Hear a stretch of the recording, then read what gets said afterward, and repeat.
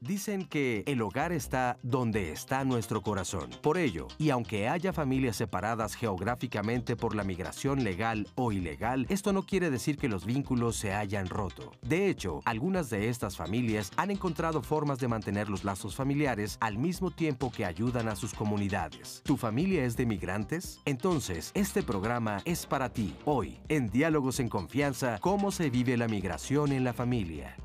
Hola, ¿qué tal? Qué gusto saludarte esta mañana desde el Foro de Diálogos en Confianza. Yo soy Cristina Jauregui y el día de hoy vamos a hablar de esto, de las familias migrantes. Y bueno, estábamos en maquillaje y una de las especialistas dijo, pues de todas, ¿no? De todas las familias que están aquí en México, ya lo veremos un poquito más adelante, porque parece que, bueno, pues sí, todos tenemos algún familiar que ha migrado. Entonces, de eso vamos a platicar el día de hoy, pero ¿qué es lo que nosotros queremos ver? Bueno, las personas que se quedan aquí, las mujeres, que en su mayoría parece ser que son las mujeres las que se quedan y los hombres los que se van, cómo lo viven, pero también hay veces que son las mujeres las que se van y las familias se quedan, pues tal vez los hijos con los abuelos, cómo viven los hijos esta migración de sus padres, cómo le hacen para tener lazos, si es que tienen lazos. Hay familias que sí los mantienen de cierta manera, hay familias que no los mantienen, y qué es lo que sucede al interior de esa familia que no mantiene los lazos y qué sucede al interior de la familia que sí mantiene los lazos y cómo le hace, cómo afecta esto a todos los miembros que conforman a estas familias. Así es que la verdad es que es un programa que pues tiene que ver con todos nosotros, porque somos un país que estamos justamente viviendo esto de la migración. Y bueno, para empezar a hablar de este tema, te pido que me acompañes a ver la siguiente cápsula. Es una mujer que nos va a platicar cómo es que ella vivió cuando su esposo se fue a Estados Unidos y cuál fue la reacción de sus hijas, que es muy interesante cuando él regresa. Acompáñame a verla. Tengo 3 hijos, la mayor es de 17 años y la segunda es de 11 y el niño tiene 7. Mi esposo se fue a Estados Unidos a trabajar y para que hiciéramos pues la casita que tenemos ahorita y para salir adelante porque no teníamos definitivamente nada. Dormimos en un trojecito, teníamos piso de tierra, la cocinita que teníamos para cocinar tenía de tierra y pues todo pues era de madera pues. Y pues cuando estaban chiquitos me preguntaban y me decían mi papá ¿dónde está más la grandecita? Porque como ya lo conocía la más grandecita, pues pues ella casi no me preguntaba, la que me preguntaba era la otra. La que la dejó como de 7 meses, la había dejado de recién nacida, la había dejado, se fue entonces y cuando ya estaba grandecita y ya iba al kinder y me preguntaba y me decía, ¿y mi papá? Y yo le decía, pues se fue a trabajar. ¿Y dónde está mi papá? Y yo le decía que se había ido a trabajar pues en Estados Unidos con sus tías. Y me decía, ¿y cuándo se va a venir? Y yo le decía, pues no sé cuándo, pero pronto va a venir para que te vea. Y ya cuando regresó ya mi esposo para acá, cuando se vino cuando ya tenía la niña como 6 años tenía, ya andaba en el kinder y se regresó para acá. Entonces cuando llegó mi esposo, mi hija no lo quería y la más grandecita le decía, hija, hermanita, ese es mi papá, y decía, no, mi papá está en Estados Unidos. Decía así porque pues nunca lo había visto. Entonces como que le tenía coraje cuando él se acostaba conmigo. Y decía, quítate con ese señor, no te acuestes con ese señor, tú no te acostabas con nadie, ningún señor, quítate de aquí, dile que se vaya, que se vaya, que se vaya. Y duró como 3 meses en acostumbrarse con su papá, porque no lo quería ver. Las decisiones de la casa pues las tomamos entre los dos. Mi esposo me ha dicho que se quiere regresar otra vez a Estados Unidos. Bueno, pues qué interesante escuchar. Muchísimas gracias por regalarnos su testimonio, un testimonio que nos hace darnos cuenta de una realidad que están viviendo las familias migrantes o transnacionales, que también se les dicen así. Y bueno, para empezar a hablar de este tema, le doy la bienvenida a Leticia Calderón Chelius. Ella es doctora en Ciencias Sociales y es profesora e investigadora del Instituto Mora. Leticia, ¿cómo estás? Bienvenida. Muy bien, muchas gracias. Gracias por estar aquí. También está con nosotros Javier Urbano. Él es coordinador del Programa de Asuntos Migratorios de la Universidad Iberoamericana. Javier, ¿cómo estás? ¿Qué tal? Buenos días. Bienvenido.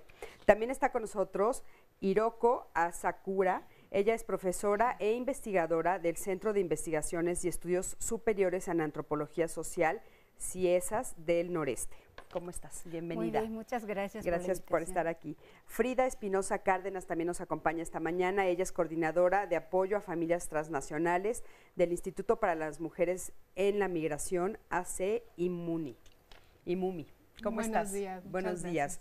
Frida, qué gusto tenerte por aquí. Muchas gracias. Y bueno, el día de hoy no está con nosotros Sandy porque bueno, se está preparando justamente para poder tener mejor contacto con todos ustedes a través de las redes. Está en un curso, así es que le mandamos un saludo enorme, que aproveche muchísimo ese curso, que nos va a servir muchísimo a toda la producción de diálogos. Entonces, bueno, de todas maneras, recuerden que nuestras redes están abiertas, tenemos otras personas que están al frente de las redes sociales, me van a estar pasando todas las preguntas que ustedes estén haciendo o las dudas que tengan o cualquier comentario que quieran platicar sobre este tema, así es que recuerda que este programa pues lo hacemos exactamente para ti. Y le doy la bienvenida, por supuesto, a nuestro público del día de hoy. Muchísimas gracias por estar aquí, gracias por tomarse el tiempo y venir aquí a este programa, y un poquito más adelante pasaremos con ellos para platicar con una familia que está viviendo una situación justamente como esta que estamos platicando el día de hoy. Y bueno, pues bienvenidos a los cuatro, gracias por estar aquí. Y a mí me gustaría empezar preguntándoles, ¿por qué se llega a decir que migrar no es un sinónimo de desintegración familiar? Si alguno de ustedes lo quiere contestar. Javier. Hay una razón fundamental que es tan fuerte el lazo, que hay muchas formas y estrategias para mantener el contacto, las formas de coordinación, las formas de autoridad, las formas de intercambio, las estrategias de sobrevivencia, y en donde el espacio no tiene que ser necesariamente, para esas familias no tiene que ser necesariamente lo elemental. Cuando se habla de familias desestructuradas, dirías gente que no se comunica. Hay gente que vive en un solo espacio, en una sola casa y no se comunica. Está rota la comunicación. No es tanto el lugar, sino la forma de diálogo, la eficiencia de la red de comunicación, y a veces incluso las familias son más sólidas cuando el papá, la mamá se va y logran establecer formas muy innovadoras, muy interesantes de diálogo. Reitero, hay muchas familias que estando a centímetros cerca no se comunican y son familias rotas. Entonces no es sinónimo de estar juntos a la idea de unidad familiar. No, yo creo que un dato importante para efectos del tema de familia es que el hecho de emigrar no significa dejarse, no significa ausencia, significa lejanía, pero eso no implica, como dice el doctor Urbano, que no se estructuren nuevas formas de vínculo. Ahora, lo que yo sí creo es que migrar no es sinónimo tampoco de tragedia, significa una forma de enfrentar ciertas circunstancias, y justamente dependiendo el tipo de migración es el impacto que tiene para la familia. Por ejemplo, si se trata de una migración por cuestiones de amor, para encontrarse con el ser amado, para reencontrarse, la reunificación familiar, por ejemplo, cuando la familia ha estado separada, o por cuestiones laborales, por progreso, pues creo que es una migración muy positiva y a veces no la vemos como migración. Decimos, tengo un hijo que vive en Washington, es migrante. Ahora, cuando es una migración forzada, sea por razones políticas, económicas, porque no hay opción ante la vida y el padre o la madre tienen que irse, sí constituye pues un drama, y la familia lo enfrenta de una manera muy distinta. También depende de sus propias herramientas y la capacidad que tiene frente a esa separación, ¿no? A mí me llama un poco la atención porque digamos que lo que más escuchamos es justamente un poquito lo contrario que ustedes están diciendo. O sea, sí escuchamos como una tragedia, que de repente uno de los miembros toma la decisión de irse, sobre todo en la mayoría de los casos, ustedes ya nos dirán, pero suele ser el hombre, ¿no?, el que toma la decisión. Y nosotros escuchamos socialmente, ustedes son los investigadores, pero socialmente escuchamos, chíncara, ya se fue a Estados Unidos y eso significa una ruptura de la familia, aunque se haya ido tal vez a tener una mejor posición económica y a mandar dinero para la familia, siempre está como por ahí la idea de va a ser una nueva familia ya, se va a olvidar de la familia de acá. O sea, es difícil encontrar a alguien que lo califique como de forma positiva, ¿no? Pero sin embargo sí sucede. ¿Nos quieren...?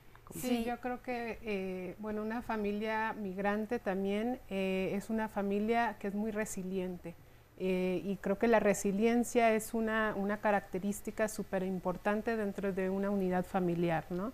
Donde se sabe adaptar a los diferentes contextos culturales, sociales, donde se sabe adaptar a los diferentes tipos de logística, a los medios de comunicación, las telecomunicaciones para poder comunicarse y seguir con ese enlace, donde sí, o sea, los hijos crecen en este ámbito, donde ellos mismos se tienen que adaptar y donde son resilientes y realmente desarrollan estas habilidades.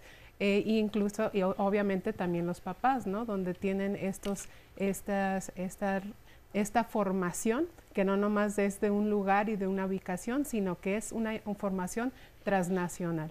Claro, adelante. Sí, yo creo que esa imagen negativa de familias migrantes tiene que ver con el ideal o con el modelo de ideal de la familia que existe en la sociedad, ¿no? Una familia nuclear, o sea, papá, mamá, hijos, viviendo bajo mismo techo, ¿no? Con esa imagen ideal de la familia es lo que hace pensar que cuando uno de los integrantes de la familia no está, ya es una desintegración. Sin embargo, cualquier relaciones sociales se constituyen. Familia igual es una relación social que los integrantes que forman la familia tratan de constituir las relaciones con base en las interacciones cotidianas, ¿no? Eso no significa que tienen que estar juntos físicamente, sino que se puede utilizar redes sociales. Ahorita, cualquier persona tiene acceso, casi cualquier persona. Esa es una pregunta que les iba a hacer, pero aprovecho en este momento. Esto del acceso, ¿no? O sea, nosotros, ¿cuál sería el porcentaje en México real de personas que se quedan, por ejemplo, estas madres, estas escenas que estamos viendo, donde tienen sus hogares, tal vez no tienen todos los elementos de la tecnología que vemos tal vez en algunas de las ciudades? ¿Cómo le hacen entonces para poder tener contacto? Aparte, si se van, a veces la migración es de forma legal, a veces es de forma ilegal, y a veces cuando llegan a Estados Unidos o a otros países a donde vayan, no necesariamente tienen el poder adquisitivo para tener esa tecnología y poderse comunicar. Entonces, ¿qué tan real es esto? Porque tal vez es en un cierto clase social, pero no en todas, y nosotros sabemos que en México la migración pues es muy fuerte de una clase que no es realmente la clase más pudiente, ¿no? Claro, sí. Tal vez, por ejemplo, esos teléfonos inteligentes no tienen acceso a cualquier persona, ¿no? Sin embargo, si uno va a una comunidad rural en México, por ejemplo, yo hice trabajo de campo en la zona mixteca, en el estado de Oaxaca, una pequeña comunidad, 90% de los habitantes tenía teléfono estacionario. Entonces se podía comunicar casi tiempo real con sus migrantes, ¿no? O sea, ya sea papá, o mamá o los hijos. La comunicación era muy fluida. Eso fue principios de este siglo, o sea, 2001, 2002, por ahí, ¿no? Entonces, claro, el acceso también es diferenciado según clase social y también según género, ¿no? Muchas veces... ¿De qué manera según género? Muchas veces las mujeres están prohibidas, o sea, no tienen acceso libre, aunque la tecnología esté ahí, porque están vigiladas, ¿no? ¿Por quién están vigiladas? Muchas veces por los suegros, por sus propios hijos, por sus padres, ¿no? Sobre todo cuando una mujer casada se queda sola en la comunidad y su marido migra, la vigilancia y control sobre el comportamiento femenino es muy fuerte. Entonces, una mujer casada está súper vigilada, no solamente por sus familiares, sino por toda la comunidad, ¿no? Guau. Y entonces... O sea, hay cosas que no se le permiten. Así es, ¿no? Y entonces, bueno, ahí existe la diferencia en acceso a ciertas cosas, no solamente la tecnología, sino ciertos bienes o ciertas actividades, sobre todo las actividades, ¿no? Entonces las mujeres no pueden salir solas, tienen que salir acompañadas, ¿no? Y esa forma de vigilancia es lo que a veces regula el comportamiento de las mujeres, porque las mujeres mismas autorregulan, ¿no?, su comportamiento. Claro, porque es algo que se espera de ellas, ¿no? Así es. Pero, ¿qué porcentaje de esos hombres que se van regresan a esas mujeres que están tan cuidadas? Quisiera poner un poquito el ejemplo de Hiroki al ejemplo que se grabó en Michoacán. Sí. Hay una variante, hay un rito de comunicación. Cuando la gente se va, se construye una infraestructura, incluso como negocio de la propia comunidad, montando un internet, un Skype. Y eso se vuelve un rito. Cada determinado tiempo la familia entera, el hijo, la mamá, el papá, el abuelito y la esposa, van al Skype y se comunican con el padre. El padre imparte una serie de ordenamientos, una serie de disciplinas, y ese es el ámbito privado en donde se hacen indicaciones, la autoridad a la distancia, la hija tiene que ir a la fiesta, el papá en Nueva York dice no va a ir porque yo digo, y la autoridad está ahí, la esposa obedece. Pero hay una variante bien interesante, un poco a diferencia de los de Oaxaca. ¿Te parece si nos lo dices regresando a este corte? ¿Cuál es la diferencia con los de Oaxaca? Vamos a un corte, en un momentito regresamos. Quédate con nosotros, estamos aquí en Diálogos en Confianza.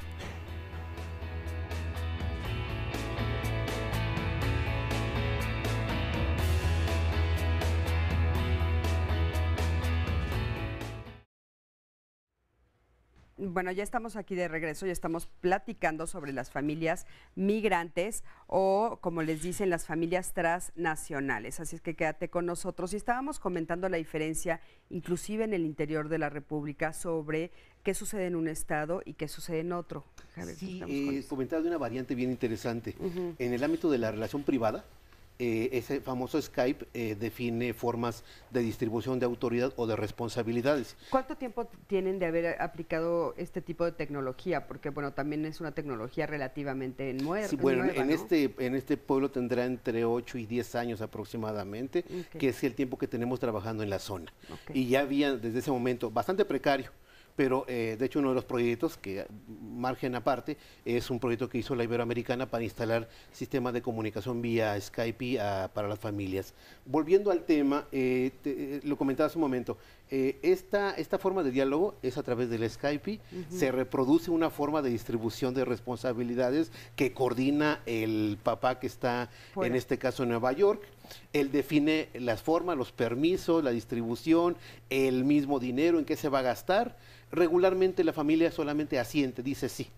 Pero hay un espacio bien interesante que es el espacio de las iniciativas particulares.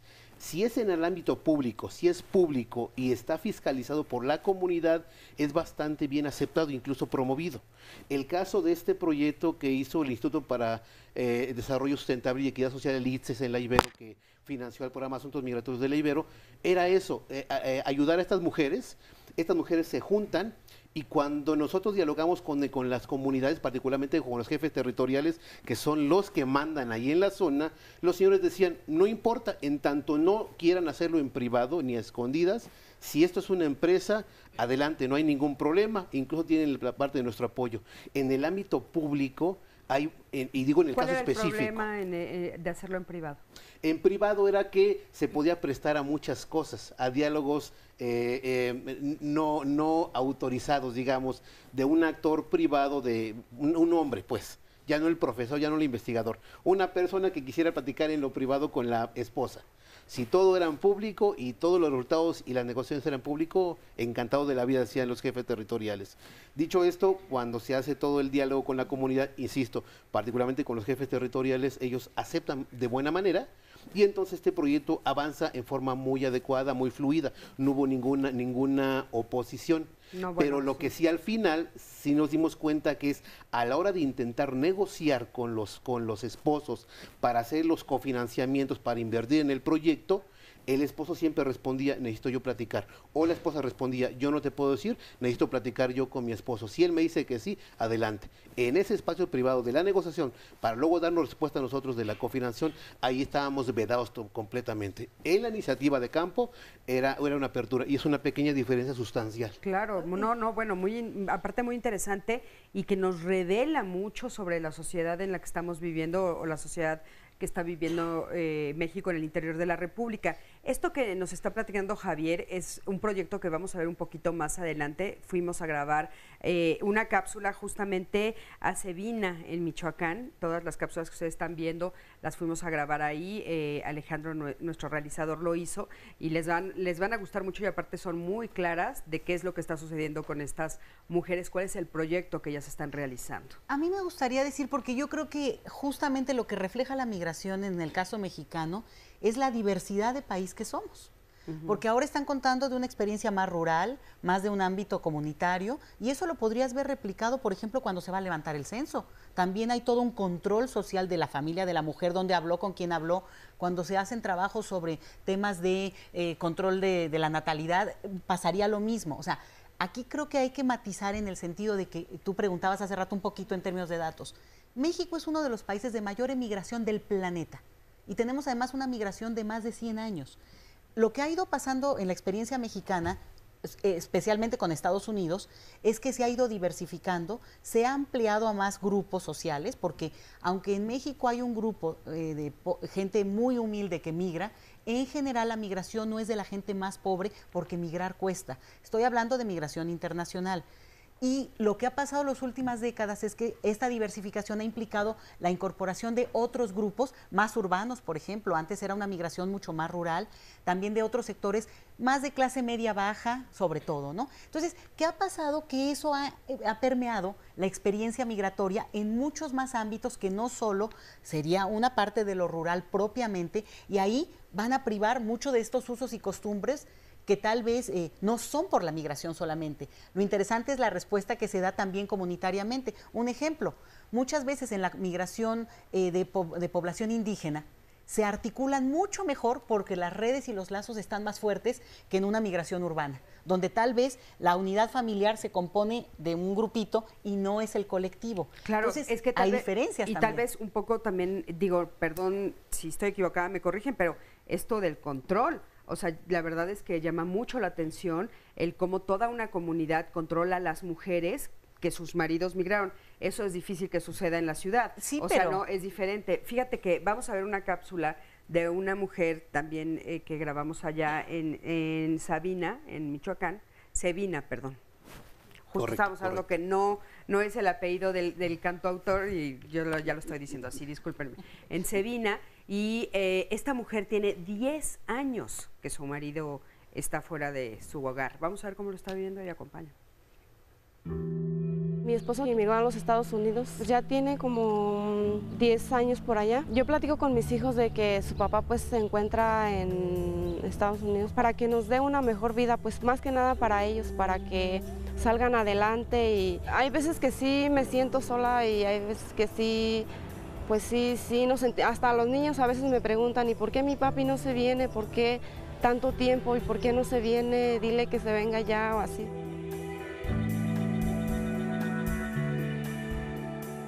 Miras que la gente voltea a verte y dice, no, ¿por qué lo dejaste allá? ¿O por qué te viniste? Y no, pues a lo mejor ya hasta dicen, a lo mejor ya está con otra y tú aquí esperándolo. Y pues sí, me hacen muchas preguntas sobre eso. Mi esposo me habla cada tercer día y pues sí, platicamos siempre de cómo está. Bueno, él me pregunta cómo están mis hijos y cómo están de salud o qué andan haciendo. Normalmente me pregunta dónde están o qué andan haciendo. Él dice que sí va a regresar para acá, que sí. Dice, bueno, a veces platicamos y dice, ya a lo mejor este año me voy, pero sí habla de regresar para acá, a México. Bueno, pues insisto, muchísimas gracias por dejarnos grabar estas cápsulas y un poco, bueno, ¿qué pasa con los hijos de estas mujeres? ¿Cómo viven ellos esto de la migración de sus padres? A ella nos está diciendo, bueno, tiene 10 años que él no viene para nada, ¿no? Aunque habla cada tercer día. Claro. Ahí depende mucho de la edad cuando se separó de su padre. Cuando un hijo o una hija tiene un recuerdo del padre, la vivencia es muy diferente cuando un niño o un bebé que no conoció a su padre durante 10 años, 5 años, ¿no? Porque para esos niños y niñas, el padre es una persona completamente extraña. Como en la primera cápsula, ¿no? La niña no quería reconocer a su padre como padre, porque nunca lo conoció, ¿no?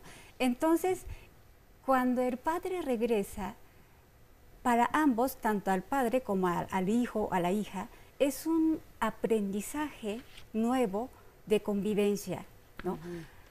Ese aprendizaje puede ser muy difícil o puede ser relativamente fácil. Pero antes del retorno, ¿cómo viven ellos la ausencia? Todos estos años, o sea, nosotros sabemos que a los niños se les pregunta, ¿no? El que quiera responder, Frida, si quieres decirnos. Sí, claro, o sea, yo creo que pues ahí, o sea, hay una cosa que sucede también con los hijos, bueno, que también sí hay una ausencia, pero también hay un ideal de ese padre que se fue, una idealización también de ese padre, que no nomás se idealiza el padre mismo, sino o el pariente ausente, a veces es el hermano mayor, donde ese ideal ahora también se refleja sobre ese niño y donde él también espera de sí mismo, aunque no se lo espere, aunque no se lo diga a la familia, migrar. Y entonces ahí es cuando también vemos la migración generacional, donde empezó desde, bueno, yo también acabo de ir al municipio de Penjamillo, en Michoacán, donde yo fui a entrevistar a una familia de retorno, de migración de retorno, pero que bueno, yo me encuentro no nomás con una generación de los niños que estaban retornados de Estados Unidos, sino con sus padres y también con sus abuelos y su abuelo que estaba ahí al lado de mí, que fue también bracero, que también tenía su propia experiencia de migración y que esto es un ideal, pero también un patrón que sucede dentro de los niños y las familias. ¿Y qué tan real es este ideal? O sea, hablando de ideal, porque una de las razones por las que ellos quieren ir es por esta idea del sueño americano, ¿no? Lo sabemos, esta idea de veras traer más dinero, de vivir una mejor vida. ¿Qué tan real? Sí, o sea, yo creo que, bueno, desde el 2008, desde la administración del presidente Obama, hemos visto más que todo el fenómeno donde ahora está retornando más familias migrantes que las que se están yendo. Y, o sea, el ideal existe, sin embargo, también hay números, varias migraciones que ya pasaron dentro de la familia. Sí hay vivencias muy distintas, pero son ya 3 generaciones que tienen diferentes... Y estas familias y al final del cabo estaban todos en México, todos con sus propias historias de diferentes generaciones, donde contextos sociales muy diferentes, pero enfrente de mí estaban las 3 generaciones, la abuelita, el abuelo, los papás que se fueron sin hijos y los niños estadounidenses ahora viviendo en México. Que ahora, también ¿por qué dices que están ahora regresando más? ¿Qué es lo que está sucediendo, que está haciendo que regresen Claro, más? desde el 2008 que entró el presidente Obama, se empezaron las reformas migratorias y toda la militarización,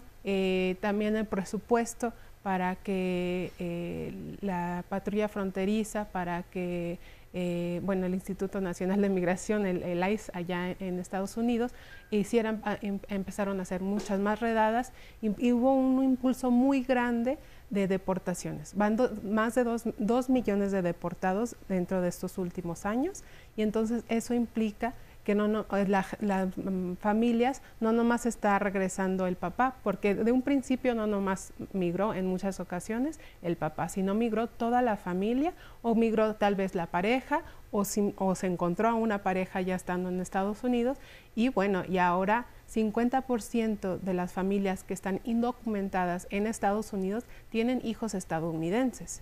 Y esos padres, al ser deportados, no van a dejar a sus hijos. Muchos sí, porque a lo mejor existe una familia extensa con las que pueden dejar sus hijos para que tengan más oportunidad de estudio, etcétera. Sin embargo, muchos de estos niños se están regresando con sus papás pues para seguir con esa unidad familiar. Claro, qué importante. Sí, a mí me gustaría mencionar algo. La ausencia duele. O sea, aunque se maneje y aunque se elabore, y hay quienes tienen las capacidades emocionales, familiares para enfrentar esto, y a lo mejor colectivamente este país se ha ido enfrentando, bueno, obviamente la ausencia de un padre, de una madre, ese es el dato que modificó también la experiencia migratoria. Generalmente hubo una experiencia del padre que se iba y toda la adaptación frente a esto, como mencionaban, bueno, todas esas estrategias hasta para mantener incluso el control, date cuenta de lo duro. Ahora, empieza un proceso hace unos 10, 15 años donde la migración de más mujeres se intensifica. Y entonces lo que empezamos a ver es una estancia de niños con abuelos que han provocado toda una relación que digamos no es lo ordinario en el sentido de los abuelitos cuidando a los niños que van creciendo, los papás fuera, pero con una relación en que aunque mantienen el control, bueno, pues es imposible mantener el control de un niño en el día a día, aunque el padre ordene, digo, ¿no? Se saltan a la abuelita y hay una parte que se vuelve muy perversa en ese contexto. Claro, debe haber como una confusión de quiénes son los que mandan y no, si el papá sigue pretendiendo mandar desde Nueva York y la mamá desde San Francisco y los niños están aquí con los abuelos, ¿no? Y por ejemplo, o como en el caso de las comunidades, se habla mucho, ¿no? Las remesas y el envío. Este es el tema favorito del Banco de México, ¿no? Cuando habla de migración. Pero fíjate qué interesante, se han hecho estudios donde se ha visto que el alto consumo de ansiolíticos, incluso en comunidades rurales, donde está mucho más controlado el papel social que se ejerce en general sobre la comunidad, ha aumentado muchísimo la última década. ¿Por qué? Porque la gente está angustiada, está ansiosa, o sea, se deprime, aún con las características y fortalezas que todos y cada uno pueda tener.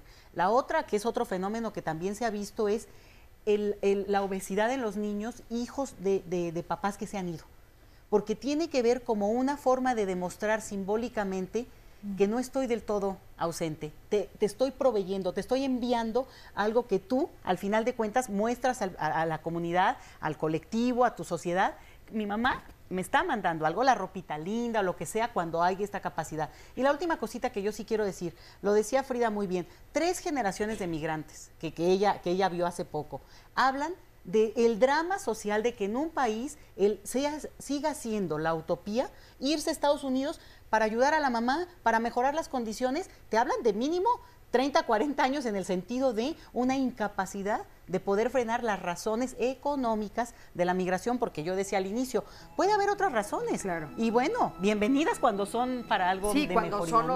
otras razones, por supuesto, como dices tú, bueno, tal vez por alguna cuestión de estudios o tal vez de porque amor, te enamoraste de alguien, etcétera. Sí, hay otras razones, pero estas son las razones más comunes y que son las razones que más vemos. Claro, esto, por ejemplo, de los regalos, ¿no? Nos llama mucho la atención en la investigación que hicimos aquí en Diálogos, la cantidad de regalos que mandan, ¿no? Y cómo es esa una de las formas que ellos hacen el contacto a través de el dinero, los regalos, la ropa, los artículos de lujo, ¿no? Que después es mandan. Cubrir la ausencia, ¿no? Es estar presente, mostrar que no me he ido del todo, y realmente tiene una parte en que este país tiene una parte deprimida por el tema de la migración. No, bueno, pues es que no me he ido del todo, pero llevo 10 años allá. Está Ni difícil. dejas de estar, ¿no? Y dejas de estar. Vamos a un corte, en un momento regresamos.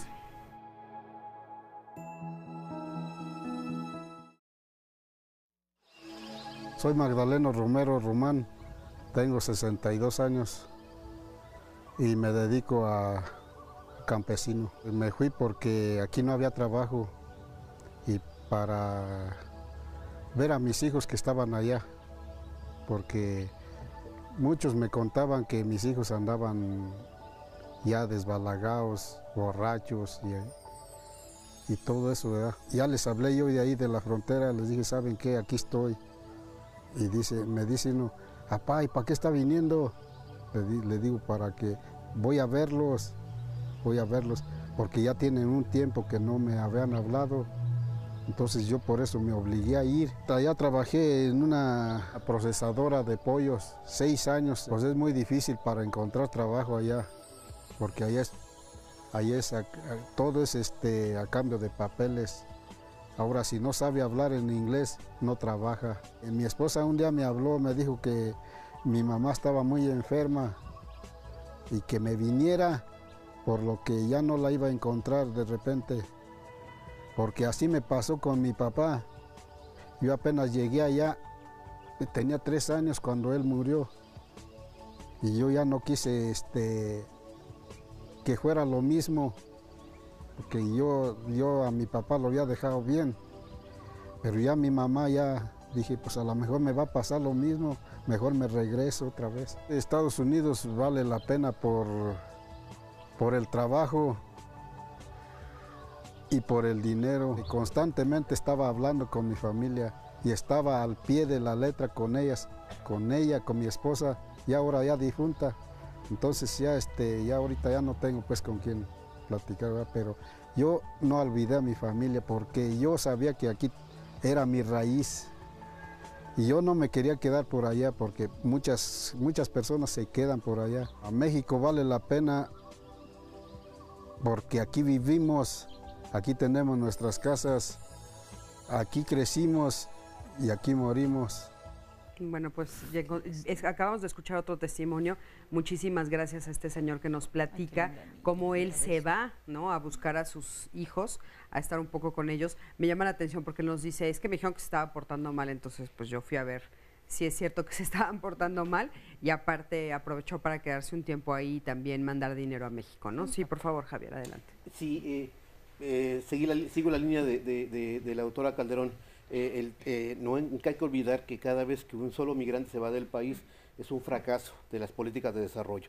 Cada uno que se va, me dice como termómetro, si un ser humano se va contra su voluntad porque aquí no hay nada, siempre será una crítica a un gobierno que es incapaz de retenerlo para que se quede a través de un proyecto de desarrollo. Siempre habrá que entender eso, no perder eso en perspectiva, porque ciertamente es muy importante ver la tragedia humana, es necesario para hacer un diagnóstico y poder trabajar con esta población. Pero siempre, cada vez que hablemos de migración, habrá que decirle al gobierno, cada migrante que se va es un fracaso tuyo, porque no has sabido retenerlo, alimentar adecuadamente, por tus altísimos niveles de corrupción, de impunidad. Esto abona mucho a la migración. En segundo lugar, entender también que cuando estamos hablando de estas familias, habrá que entender que si la política pública en México no ha logrado atender a los que están aquí, entramos a otro reto. No hemos acabado ni siquiera el ciclo de protección de los que están aquí cuando ya tenemos varias decenas de miles de personas que ya retornaron con hijos que a veces ni siquiera hablan español y que requerimos otra política pública también para esta población.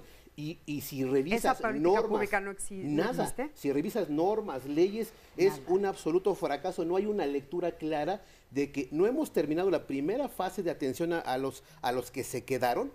Ahora hay que atender a los que regresan o a los que traen que en su momento se fueron. Es decir, estamos exactamente desnudos en la segunda parte y tremendamente deficientes en la primera de atención a poblaciones que ya se quedaron aquí. Claro. Entendiendo, reitero, que es un problema estructural que los gobiernos deben ser muy autocríticos, entendiendo que es un fracaso de la política pública. Porque sí podremos hablar, ustedes que son especialistas en el tema, de un porcentaje que fuera como esperable, hablando históricamente, ¿no?, de que la humanidad de por sí tiende a migrar, ¿no? Pero esto sería pues nada más como un porcentaje mínimo. La mayoría es por un fracaso de no encontrar algo económico que le beneficie en el país. La movilidad social en México está truncada, entonces la migración ha sido una estrategia sobre todo en comunidades de alta carestía, y tienes toda la razón, la migración es una cosa sine qua non a la condición humana, siempre se ha dado y somos por naturaleza gente que buscamos. Claro, el punto aquí, digamos, la crítica o el comentario es cuando la migración se ve obligada, se ve forzada. Y aquí, como en las comunidades que estamos viendo, pues el señor regresa después de haber estado ausente, de haber dejado a su familia, ganarse el pan en una circunstancia muy difícil, y vieron el contexto atrás de la imagen, muy pobre. O sea, ¿qué mejoró? ¿En qué se movió su condición? Pues lamentablemente no creo que en mucho, y por tanto simplemente fue una salida para una política que no existió ahí, ¿no? Sería por ahí la cosa. ¿Sabes qué, Leti? Un poco ese comentario que estás diciendo también se refleja en la primer cápsula, que no sé si recuerdan, donde ella nos hace la descripción y nos dice, bueno, el suelo era de tierra, yo tenía como condiciones muy precarias y sin embargo estamos viendo su casa y seguimos viendo que siguen sin ser las condiciones óptimas, ¿no? Es como muy extraño, o sea, el brinco no es tan grande como se espera, ¿no? No, bueno, Javier. hay una condición en que sí favorece y ciertamente hay una, y digamos, sigue siendo una estrategia, ¿por qué? Porque hay una economía y además ahorita en Estados Unidos que empiezan ya a salir de la crisis, que lo que se ha visto es que aunque se ha mantenido un equilibrio en términos de que la migración mexicana ya no ha aumentado como lo ha sido, bueno, tenemos casi 12 millones de mexicanos nacidos en este país que están en Estados Unidos y de los cuales se calcula que unos 5 millones, Frida no me tiene los datos más frescos, de niños, hijos de esos mexicanos. 3 millones, sí. Que entonces tendrían derecho a la doble nacionalidad porque nuestro país se permite. Claro. Pero ¿qué crees? Que en México hay una cantidad de obstáculos en términos administrativos, burocráticos, que no les permiten gozar de ese privilegio que, digamos, ya se consiguió desde el 96. Entonces, ¿cuántos millones, Frida, decías? Son 3 millones de niños, hijos de padres mexicanos indocumentados. Entonces, que ya nacieron en Estados Unidos, ya nacieron en Estados tienen la nacionalidad norteamericana. Exacto. Entonces, ese es el número que potencialmente puede regresar a México. Claro. Y que tendrían que tener la nacionalidad mexicana. Exacto. ¿Sí? Tienen, por derecho constitucional, tienen el derecho a la doble nacionalidad. Sin embargo, sí, o ya estando aquí en México se les dificulta mucho por los documentos y la certificación, la apostilla, claro, que se requiere para poder. Y eso, claro, a nivel de la familia, todo lo que significa, que ahorita lo vamos a ver con el siguiente testimonio, pero Javier, rápido, por favor, claro. Decir muy puntualmente que en el caso de los hijos de retornados que ya nacieron allá, hay un problema legal en México, que es el tema de su reconocimiento de estudios. En México se habla de las equivalencias como requisito ineludible para que los estudios que hagan en otro país sean reconocidos aquí. Es un defecto terrible que está afectando no a decenas de miles, sino a millones de jóvenes que en alguna área, en algún punto de sus estudios tuvieron que volver y que aquí es imposible reconocerlos, ya no digamos por el tema del apostillado, es la equivalencia. Como no es equivalente el estudio por los contenidos, inmediatamente se les rechaza. Eso impide, por supuesto, aparte del problema de que nada más saben inglés y no saben español, requiere una intervención urgentísima. Y por último, el tema de la remesa. Perdón, antes de que nos digas lo último, ahorita nos dices lo de las remesas, pero ¿y no sucede lo mismo del otro lado? O sea, también los que se van para allá tampoco son reconocidos, hasta ¿no?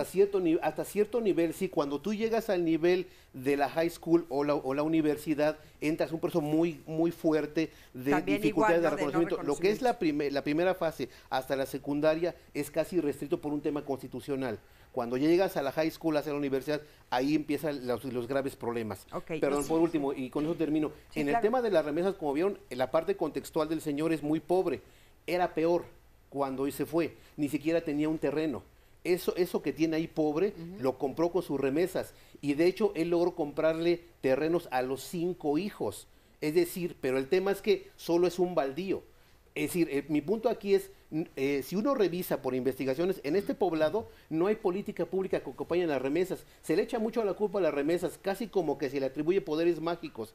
Yo he repetido constantemente en investigaciones, claro que son útiles a condición de que lo acompañe una política pública eficiente, sostenida, y que las remesas se vuelvan complementarias, no sustitutas de la política de desarrollo. Y lo que pasa en Sebina es que en muchos casos se ha vuelto sustituta de la política pública. Ok, muchísimas gracias, Javier. Oigan, bueno, pues tengo por aquí a César, que él, ¿cómo está, César? Buenos días, gracias por estar aquí. Y él tiene una historia justamente de esto. Tus papás se fueron a Estados Unidos cuando tú tenías ¿qué edad? 12 años. ¿Cuántos se quedaron de ustedes aquí en México? Me quedé yo, bueno, se fue mi padre, mi madre primero, y después mandó por una de mis hermanas, un hermano, y al año siguiente él regresó por mí. ¿Ustedes con quién se quedaron aquí mientras? Yo estaba al cuidado de una de mis hermanas, la mayor. De hecho me fui yo y al año de que yo me fui regresaron por ella y su esposo. De esta manera nos fuimos todos a vivir a Estados Unidos. ¿En qué parte de Estados Unidos vivían? En Carolina del Norte. ¿Y cuáles fueron los motivos, si es que sabes ahora, por los cuales tus papás tomaron esa decisión? Me imagino que en ese tiempo fue por un mejoramiento de vida, por poder tener un poco más en cuestión de pues escolaridad, salud, dinero. No, es lo que ahora que yo regresé me encontré con esos problemas para mis hijos. Entonces me imagino que lo que motivó a mis padres para salir de México. ¿Tú a partir de los 12 años ya te quedas a vivir en Estados Unidos? Sí, me quedo a vivir allá, estuve en la escuela, lo que es la high school, y viví allá por cerca de 13, 14 años. ¿Y trabajaste allá? Sí, trabajé, tuve una pequeña carrera de chef, llegué a ser gerente general de una cadena de restaurantes, pero por motivos familiares de retorno decidí acompañar a mis padres de regreso a México. ¿Tus papás hace cuánto se regresaron a México? Hace 6 años. ¿Y tú regresaste con ellos? Regresé con ellos. ¿Hace cuántos años? Hace 6. Hace 6, que estás aquí. Sí. Y allá, ¿tú sí considerabas que habías mejorado la calidad de vida? En cierta forma, antes de llegar a México, nunca lo pensé así, porque lo que yo conocí fue en Estados Unidos. Claro. Entonces, mi juventud todo fue en Estados Unidos. Cuando llego a México, estaba mucho mejor allá. Okay. En todas las cuestiones puedo decir que estuve mucho mejor allá. Ok, ahorita te retomo, César. Sí, Voy a platicarles también un poquito con Sandra, que la tenemos por aquí. Sandra, ¿cómo estás? Bienvenida. Bien, gracias. Gracias por estar aquí. Oye, cuéntame, ¿tú también desde muy chiquita migraron tu familia a Estados Unidos? ¿Cómo estuvo? Sí, de hecho mis papás me llevaron cuando yo tenía como 11 años. Entonces mi papá, perdón, mi papá iba y venía. Entonces decidió ya en un momento que nos fuéramos todos como familia a Estados Unidos. ¿Cuántos son ustedes? Somos 5. Entonces, ¿se fueron 5 contando a tus papás? Sí.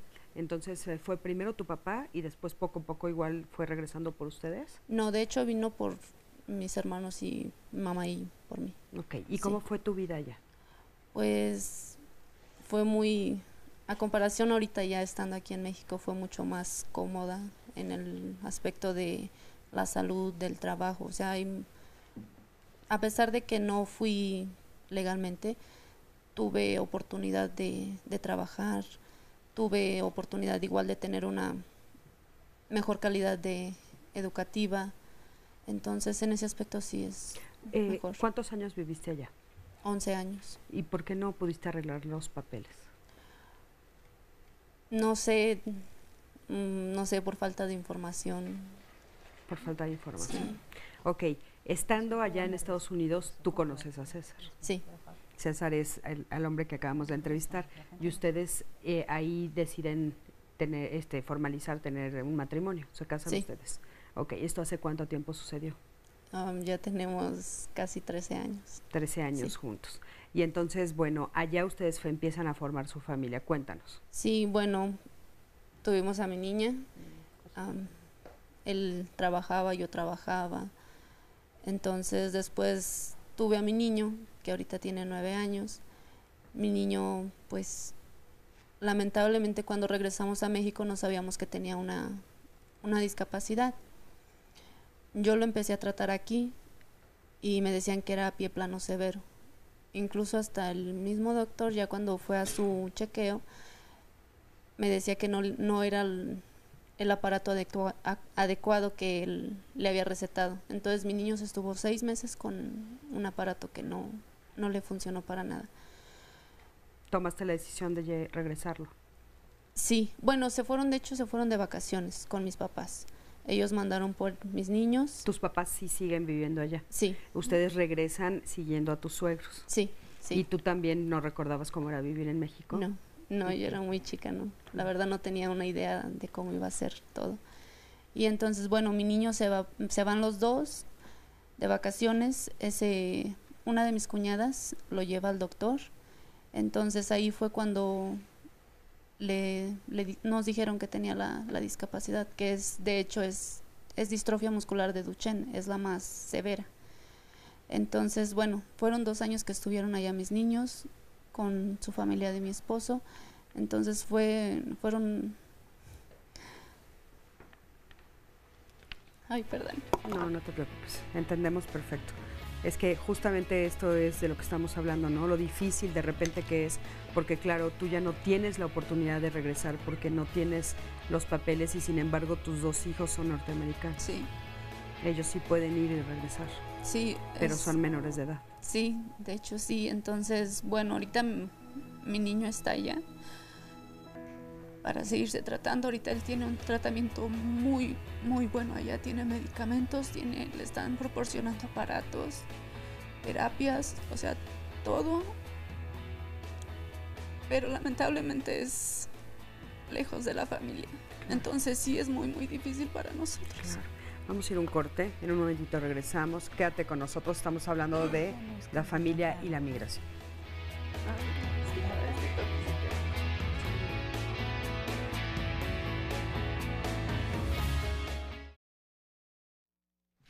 Bueno, pues ya estamos aquí de regreso, estamos platicando con Sandra, que nos está contando cómo es su situación. Su hijo, que tiene 9 años actualmente, está viviendo en Estados Unidos con con tus suegros, ¿verdad? Con mis papás. Ah, con tus papás, están con tus papás y bueno, ella está tratando de hacer todo lo posible para poder, pues, regresar, para estar con él. Sandra, ¿qué es lo que ustedes están haciendo para tratar de regresar? Bueno, de hecho, yo he buscado bastante ayuda. No tengo la orientación, no sé muy bien a dónde recurrir, pero he estado buscando. Ahorita, bueno, de hecho le llevamos una carta al presidente a ver en qué forma nos podría ayudar. No tuvimos ninguna orientación, ninguna ayuda, nada.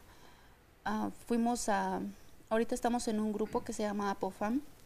Ellos nos están orientando y más o menos nos dicen qué podemos hacer, qué no. También, de hecho, ahorita estoy en proceso con IMUMI y me están tratando de ayudar también con algún abogado. A ver, sí, Frida, si nos quieres decir, Sí, ellos se sienten perdidos, ¿no? César y ella, y bueno, por supuesto su chiquita que está aquí, se sienten perdidos y con esta desesperación de tener a la familia separada, ¿no? Sí, en el Instituto para las Mujeres en la Migración, IMUMI, hemos recibido, bueno, yo recibí personalmente la llamada de Sandra hace ya creo que 2 meses. Y bueno, está en el proceso. Nosotros contamos con una clínica jurídica donde contamos con 2 abogados que pueden más que todo a un principio orientar cuáles son los procesos migratorios que tal vez puedan ayudar a Sandra y a César para poder retornar a Estados Unidos. Ahorita no está el caso abierto con nosotros con IMUMI, pero sí le estamos dando una orientación a Sandra y a César para ver cuáles podrían ser las posibilidades, ya que sus niños son estadounidenses. En este caso, uno pondría, y también lo decía Leti, podrían calificar para DAPA, que son el nuevo programa de Obama de la Acción Ejecutiva que anunció en noviembre, donde él anuncia que los padres de niños estadounidenses pueden permanecer en Estados Unidos. Lo desafortunadamente, o sea, de esa situación de Sandra y de César, es que ellos ya no están en Estados Unidos. Entonces ahí es como la barrera, creo que más grande. O sea, pueden permanecer en Estados Unidos mientras estén en Estados Unidos, no se hayan regresado. Exacto. Bueno, pueden empezar a tramitar este trámite que es temporal, que DACA y DAPA tenemos que también siempre estar conscientes que es una solución temporal. Y entonces, pero sí, o sea, ahorita entonces tendríamos que indagar un poco más en su caso, en cuáles son las posibilidades de abrir el caso, o sea, ¿qué se necesita para que ustedes abran un caso? Bueno, en IMUMI tenemos un cupo de casos que podemos atender, claro, ya porque somos una ONG relativamente pequeña y contamos ahorita con dos abogados de tiempo completo, de medio tiempo. Entonces sí, más que todo es esperar a que haya un cupo para abrir este caso y ya poder pues sí, entregarle los recursos necesarios y el tiempo necesario para poder Entonces, proceder. digamos que están en lista de espera. Exacto. Ok, Javier, por favor. Sí, comentar que en el programa Asuntos Migratorios, ya por esta necesidad que comentaba Frida, del desbordamiento de casos, estamos por abrir en los próximos días también un área jurídica, una defensoría jurídica, también con mucho gusto, en la medida de nuestras posibilidades. En este caso, el PRAMI es gestor en Estados Unidos, dialogamos con defensores en Estados Unidos para llevar casos allá. Hemos tenido gente encarcelada, gente en proceso, gente ya condenada. O sea, ellos se pueden acercar a ti también. Ella puede ser un caso que pudiéramos derivar a abogados en Estados Unidos. no aquí, no tenemos la capacidad, pero sí gente en Estados Unidos que nos ha hecho el favor de hace ya casi un año en apoyarnos en gestorías específicas, con mucho gusto. Entonces al final también se acercan, por favor. Leti, dime. No, yo estoy alzando la mano como en la escuela porque fíjate que yo creo que este es un caso, a mí me da muchísima tristeza y verlo, ¿no? Porque creo que ejemplifica muy bien. Fíjate, ellos regresaron. O sea, están acá y digamos, no se esperan, no son una familia separada, no son una familia dividida y por tanto, sí quiero decir que en este sentido, bueno, qué bueno, podemos respirar tranquilos porque hay miles de casos de familias donde las mamás las han deportado y los niños se quedan en Estados Unidos y empieza una lucha legal incluso. Oye, pero César dice que él sí se considera una familia dividida. Me está diciendo no me refiero, pero están, permíteme, ahorita estaba hablando en el caso de Sandra. No, pero es que él es su esposo. Sí, pero a lo que me refiero es que ellos saben dónde está el niño, está con sus papás, él podría regresar y no está aquí en México, independientemente ahorita, porque la situación médica del niño es mejor en Estados Unidos y dado que él nació allá, tiene el derecho a ser atendido allá. Eso es una tragedia que el Estado sí puede resolver. O sea, estamos frente a algo donde sí hay quien puede tomar decisiones hoy y resolverlo. El niño no fue bien atendido aquí, qué bueno que está siendo atendido allá. La familia opta por que se quede allá por el bien del niño. Afortunadamente está con sus abuelitos, afortunadamente, o sea, no es que está en un refugio, el niño no está, o no saben dónde está, no, todo esto está bajo control. Simplemente tomo el caso como un ejemplo para decir, esta situación que ellos están viviendo, tienen un poquitito más de control que la mayoría de las familias que han sido separadas y que una de las cuestiones que más se está peleando ahora es por esta cuestión de reunificar a las familias. Personas que fueron deportadas, o sea, que no se regresaron, sino digamos, voluntaria o ellas mismas, sino fueron deportadas, y la situación familiar entra en un limbo terrible y están tratando de o regresar a Estados Unidos, lo que es muy difícil. Tú preguntabas hace rato, le preguntabas a Sandra, si en todos esos años no se pudo arreglar en Estados Unidos. Es dificilísimo, Sandra, dificilísimo, Cristina, lo que lo comentábamos acá. Estados Unidos, como todos los países, México también, tiene cuotas muy estrictas para las visas que ofrece por países. Es un tema político y todos somos como rehenes de esa discusión política a nivel internacional. Si no, no habría gente cruzando el mar y matándose cuando va de África a Europa. ¿Por qué lo hacen? Pues porque los países no ofrecen la posibilidad de llegar a la persona. Y racionalmente hablando, la gente va donde, como ahora la decisión de ellos, si el niño va a estar mejor, incluso con el dolor de la ausencia, de la separación, saben que va a estar mejor en este momento. Yo creo que el caso, ojalá que se pueda resolver si ella decide y pudiera ser que pudieran irse, pero es muy lamentable verlo porque ejemplifica la incapacidad del país que tendría que hacerse cargo hoy, que es México, el país de ellos, y resolver su situación porque ellos ya regresaron. Gente joven, productiva, reintegrarse y hacer de este país pues más productivo. César quiere comentar algo. Bueno, yo en este caso lo que comenta la señorita, sí, se lleva un poco más de control, pero creo que el tema es de qué es lo que sufre la familia o qué es lo que pasa a la familia. Para nosotros es una separación no estar con nuestro niño, o sea, el tener el control no quiere decir que no hay un sufrimiento por estar separados. En este caso, ustedes están sufriendo las separaciones, es una decisión que tomaron por amor, pero sí, obviamente les duele. Sí, claro, y el hecho de estar separados, pues, o sea, uno no lo hace por gusto, sino porque, como dice la señorita, el mismo gobierno nos obliga. En este caso yo pedimos ayuda a lo que es el DIF, del Distrito Federal, para mi niño, y me negaron absolutamente toda la ayuda. No ¿Por qué? Porque por el simple hecho de que él es mexicoamericano y no nació dentro del Distrito Federal. Entonces, ¿a qué nos orilla el gobierno? O sea, a regresarlo. Desgraciadamente, yo lo digo sinceramente, si yo pudiera irme, yo me iría para allá. O sea, no tendría por qué estar soportando los robos de todo el gobierno por algo que nos pertenece a nosotros como ciudadanos. Y más como migrantes, como nosotros, migrantes de retorno, aportamos cantidades enormes para que la economía del país siga funcionando.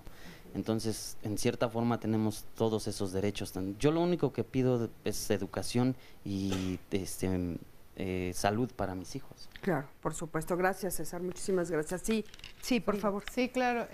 Bueno, gracias, César, por aclararnos que sí, o sea, esta es una situación difícil Y creo que sí, o sea, es lo que estamos viendo en IMUMI, estamos viendo en las diferentes organizaciones con las que colaboramos, esta negación al acceso de la educación y de la salud para los niños estadounidenses en México. Sin embargo, no son extranjeros. Tenemos que entender que constitucionalmente los niños son mexicanos y por ende tienen derecho a salud y a educación y a todos estos servicios sociales. Muchas mamás con niños estadounidenses no están calificando para el programa Oportunidades, incluso siendo un programa asistencialista, la crítica que queramos darle, sin embargo, no pueden calificar para eso, no pueden calificar para el Seguro Popular si no tienen esta identidad o esta nacionalidad mexicana ya inscrita. Y entonces eso es también un tema muy importante que tenemos que abordar en cuestión de la identidad de los niños migrantes binacionales. Claro, por supuesto, porque si no, entonces, ¿qué sentido tiene? O sea, la verdad es que tenemos que ofrecerles todo ese tipo de cosas para que las puertas estén abiertas y ellos puedan regresar, pero con una mejor calidad de vida también. Y es muy importante que haya un cambio del paradigma de lo que implica esta niñez binacional. Hay la niñez binacional, migrante binacional en México existe y tiene que haber un reconocimiento mucho más importante de parte del gobierno, de las instituciones del gobierno que deben de ofrecer que existe y que es algo rico, es una población muy rica que, como yo comentaba al principio, que es resiliente, que es adaptable, que tiene la capacidad de estar en dos países. Y que aparte es nuestra, ¿no? Y que aparte Además, nosotros constitucionalmente tenemos la responsabilidad. Aparte es nuestra, por supuesto. Claro. Oigan, fíjense que tenemos una llamada justamente de una persona que nos va a platicar cómo sí ha sido muy difícil. A diferencia, dice que de lo que han estado escuchando, de que tal vez no está difícil, él dice que sí se desintegró su familia. Juan, ¿me escuchas? Sí, muy bien. ¿Cómo estás, Juan? Muchísimas gracias por recibir nuestra llamada. Sí, sí. Juan, cuéntame, ¿a ti cómo te fue? Dices que la verdad es que para ustedes pues no fue una buena experiencia esto de una familia migrante. Platícanos, por favor. Bueno, mi testimonio es el siguiente. Soy un hombre de 64 años y con el programa lo que sentí es mucho dolor y mucho coraje. Dinos. Tuve que estar en psicoanálisis superando el abandono de mi padre y coraje por lo que se nos trata de hacer creer por las justificaciones. Pasó lo siguiente, desde niños no nos dejaban jugar y nos decían, no puedes jugar con nosotros porque no tienes papá. No, momento, mi papá está en Estados Unidos y está ganando dólares. Pero me di cuenta que no me hacían falta los dólares, ni los juguetes que me mandaba, ni la ropa. Lo que necesitaba era a mi padre. Lo mismo sucedió con mi hermana. Ellos se van por el sueño americano, creyendo que van a ganar muy bien y que van a mejorarnos como familia. Pero la verdad, se va el padre, se casa con otra mujer, como en mi caso, tengo más hermanos por allá, nunca regresa, lo tengo que ir a buscar y nunca mejoramos económicamente. Y lo que oigo es que se van de mojados, se van de braceros y terminan trabajando de lavaplatos, de jardineros, de barrenderos y nunca mejoran sus familias. En mi caso, mi familia nunca mejoró y sufrimos el abandono. Y para mí es una mutilación de una familia. Nos pueden decir que vamos a aprender nuevas formas de convivencia, nuevas formas de comunicación, todo eso, pero la verdad, nuestras familias quedan mutiladas. Y lo voy a repetir, terminan casándose allá, al principio pueden mandar algo de dinero. Es como cuando nos hacen creer que millones de dólares están enviando. No es cierto, seguimos las familias iguales. Y sin nuestro padre, sin nuestra madre. Y qué terrible cuando se llegan a ir los dos. Es una sensación como si hubieran muerto. Algunos tal vez regresen, algunos tal vez los podamos ver en el viaje que hice al tratar de ir a buscar a mi padre, en el camión encontré jóvenes que también iban a buscar a sus padres. ¿Y lo encontraste? Son verdaderas mutilaciones. Juan, sí. ¿Encontraste a tu papá? Me estoy esforzando para que no se me rompa la voz. Sí, lo encontré y mi padre no estaba económicamente mejorado. Vivía en unas condiciones casi como las nuestras. Entonces, yo pienso, si me preguntaran, bueno, ¿y tú ante eso que viviste, ante esas mutilaciones de las familias, qué harías? Yo jamás, como esas generaciones que escuché de braceros, jamás me iría de bracero, jamás abandonaría a mis hijos a cambio de un montón de dólares, o de juguetes o de ropa. Yo me quedé en México y trabajé, tengo un hijo abogado, un hijo diseñador y una hija psicóloga. Juan, si le busca uno y no se desespera uno, somos una gran nación. Ahora nos dan la oportunidad, lo estamos viendo, de convertirnos en empresarios. Hay trabajo, no hay que desesperarnos. Yo les diría a los hombres y a las mujeres que quieran irse, no abandonen a sus hijos, no mutilen sus familias. No es verdad. Juan, ese es mi testimonio. Juan, muchísimas gracias. De veras, gracias por esta llamada. Para nosotros es muy significativa. Te agradezco que nos hayas contado tu historia, aunque sé que es muy dolorosa. Muchísimas gracias. Hasta luego. Hasta luego. Hasta luego. Javier, por favor. Es el otro universo. Frida decía muy acertadamente, muchos migrantes son muy adaptables. Hay otro universo que no. Hay que entenderlo muy bien. Hay un altísimo nivel de gente que se suicida en Estados Unidos, migrantes. Tenemos que revisar las cifras sobre retorno de cuerpos, de gente que se ha suicidado en condiciones gravísimas. No todo el migrante es resiliente, no todos los migrantes tienen esas condiciones para poder adaptarse. Hay que pensar en esos altísimos riesgos y hay que entender que no estamos diciendo que esto debería ser, esto es lo menos peor de todo, no es lo mejor es que no se fueran. Lo mejor es que no se fueran. Vamos a un corte, en un momento regresamos, quédate con nosotros, ya estamos en los últimos bloques de este programa. Por supuesto. Cuando se habla de familias desestructuradas, dirías gente que no se comunica. Hay gente que vive en un solo espacio, en una sola casa y no se comunica. Las familias son más sólidas cuando el papá, la mamá se va y logran establecer formas muy innovadoras, muy interesantes de diálogo. El hecho de migrar no significa dejarse, no significa ausencia, significa lejanía. Migrar no es sinónimo tampoco de tragedia, significa una forma de enfrentar ciertas circunstancias. Dependiendo el tipo de migración, es el impacto que tiene para la familia. Una familia migrante también es una familia que es muy resiliente. La resiliencia es una característica súper importante dentro de una unidad familiar, ¿no? Donde se sabe adaptar a los diferentes contextos culturales. Esa imagen negativa de familias migrantes tiene que ver con el ideal o con el modelo de ideal de la familia que existe en la sociedad. Eso no significa que tienen que estar juntos físicamente, sino que se puede utilizar redes sociales. El acceso también es diferenciado según clase social y también según género. Hay un rito de comunicación. Cuando la gente se va, se construye una infraestructura, incluso como negocio de la propia comunidad, montando un internet. El drama social de que en un país siga siendo la utopía irse a Estados Unidos. Yo me llamo Ana María, tengo 46 años. Tengo 5 hijos y de mis 5 hijos, dos están en Michigan y mi hija está en Alabama. Y ya están trabajando. Y 2 tengo aquí, un muchacho y mi hija la casada. Y uno es muchacho.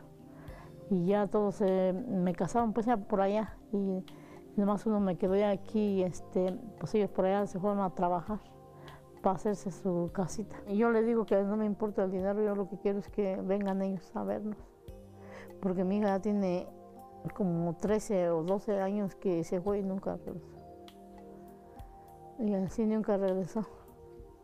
Y mi hijo tiene ya duró 5 años y ahorita tiene como 6 o 7 años otra vez de vuelta. y mi nuera también allá está. Ella también allá está y yo lo que quiero es que vinieran pues a dar una vuelta. Le digo, mire, mi hijo, ya tienes tu casa, ¿qué más quieres?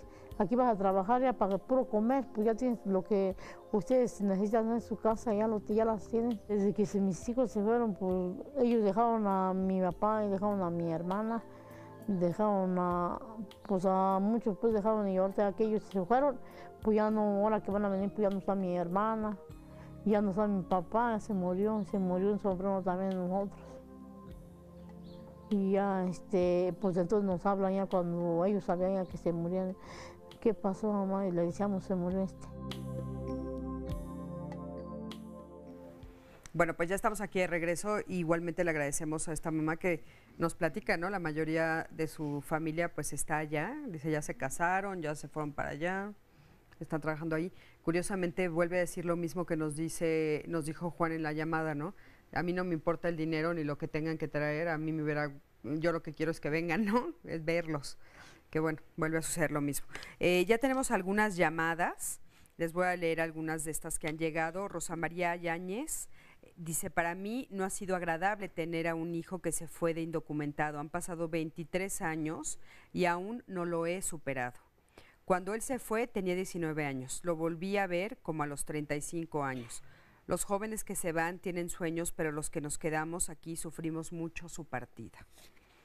Muchísimas gracias, Rosa María. Yo creo que es una voz que comparten muchas de las personas que nos están viendo.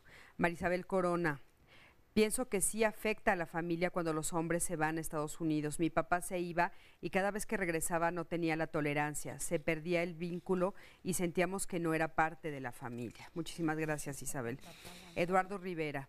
Soy orgulloso descendiente de migrantes. Llevo a una tercera parte de mi vida viviendo en diferentes ciudades de Estados Unidos y 2/3 en varias ciudades de México. En suma, de las dos naciones no se hace una.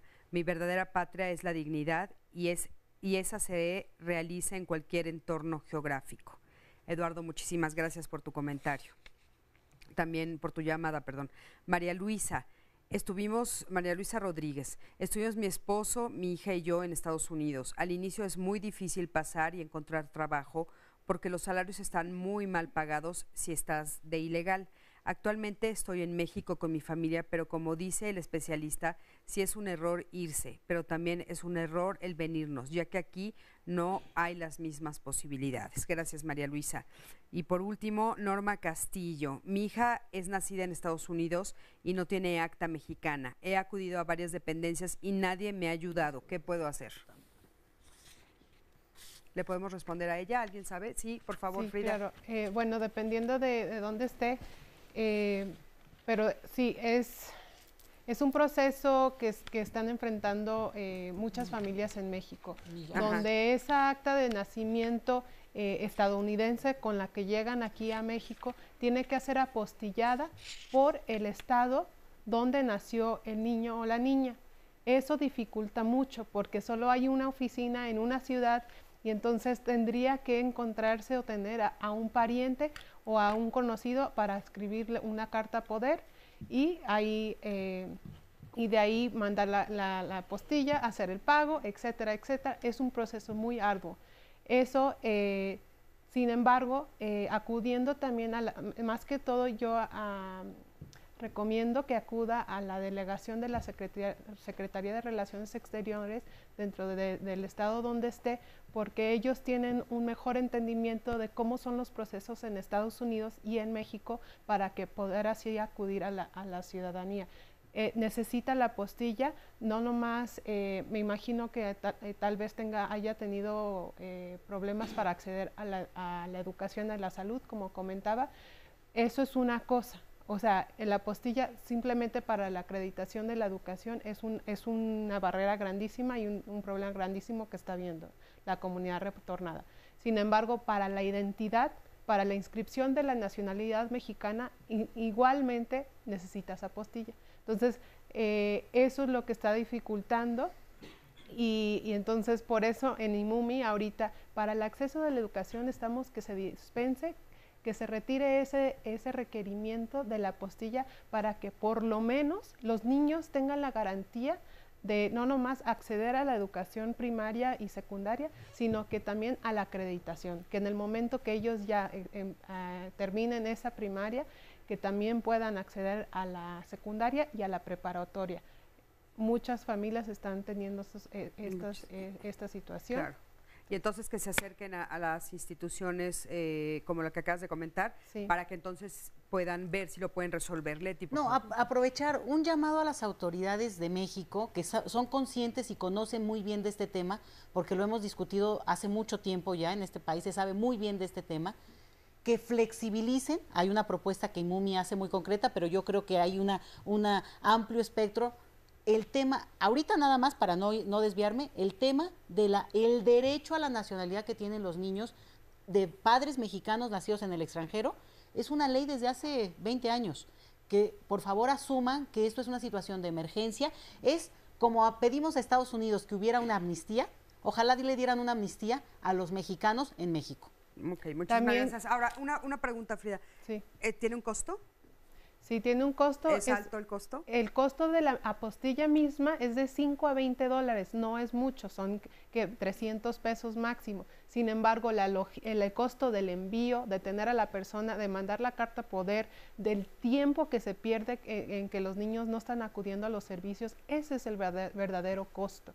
Yo también haría un llamado, como lo hace Leti, a todas esas familias que tienen a sus familiares en Estados Unidos, que a esos niños que están naciendo en Estados Unidos, que en el momento que nazcan sus niños en Estados Unidos, vayan al consulado y inscriban a sus hijos como mexicanos y que cuenten con esa nacionalidad, doble nacionalidad desde el principio. Que si tú sabes que tú eres deportable porque eres indocumentado en Estados Unidos, que asegures el bienestar de tus hijos, no solamente en el país donde estás, en Estados Unidos, sino también en México, porque siempre hay la posibilidad de un retorno. Claro, muchísimas gracias. Y bueno, por aquí tengo a Pati.